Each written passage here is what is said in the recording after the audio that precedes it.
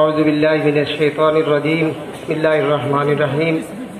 উপস্থিত আমিরে শরিয়ত নদওয়াতুত তামিরের উপস্থিত বিভিন্ন জায়গা থেকে আগত উলামায়ে কেরাম বৃন্দগণ,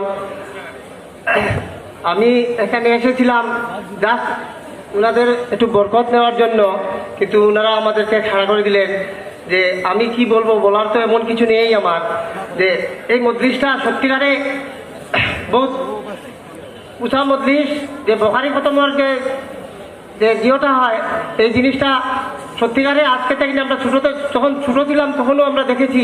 কিন্তু একটা জিনিস আমার মনের মাঝে বারবার দাগ কাটে, যে আমাদের এই মসজিদে মুসল্লিও বেশি সংখ্যাও বাড়ছে, আমরা সংখ্যায় মুসলমানও বেশি হচ্ছি, কিন্তু আমাদের উন্নতিটা হচ্ছে না। এর কারণটা আমার কাছে যে ক্ষুদ্র মস্তিষ্কে যে জিনিসটা বাড়ছে, আমরা সব ঠিকমতো করছি, কিন্তু একটা জিনিস আমরা ছাড়তে পারছি না। এই জন্যই আমরা এই অধঃপতনের দিকে যাচ্ছি। এই জিনিসটা হচ্ছে আমরা মিথ্যা কথা বলা, যে জিনিসটা আমাদের কোনো লাভও হবে না বা আমাদের কোনো ক্ষতিও হবে না, এর মাঝেও আমরা মিথ্যা কথা বলি। যারা মসজিদে নমাজি ও বেনমাজি যারা আছে সবাই একই জিনিস করতে থাকি। আমরা আমার এই উপস্থিত সবার কাছে অনুরোধ থাকবো ওই জিনিসটা, যে আমরা এত বড় একটা মজলিসে এসেছি, যে এই নিয়ত করে এখান থেকে যাবো যে আজ থেকে আমরা কেউ আর মিথ্যা কথা বলবো না, চাহে যদি আমাদের কোনো ক্ষতি হয়ে যায় তা ক্ষতি হয়ে যাও, ইনশাল্লাহ আমরা এই জিনিসটা চেষ্টা করবো। আমরা বিশিষ্ট মেহমান, তার সঙ্গে আরো মেহমান স্টেজ আছে।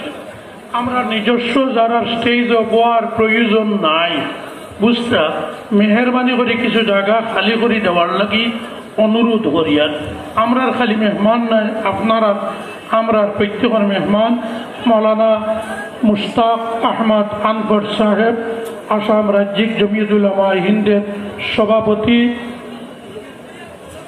এবং তার সঙ্গে আগত মেহমান হল। এরপরেও আরো কিছু থাকবা, স্টেজও একটু স্টেজ রে খালি করার চেষ্টা করি জানি।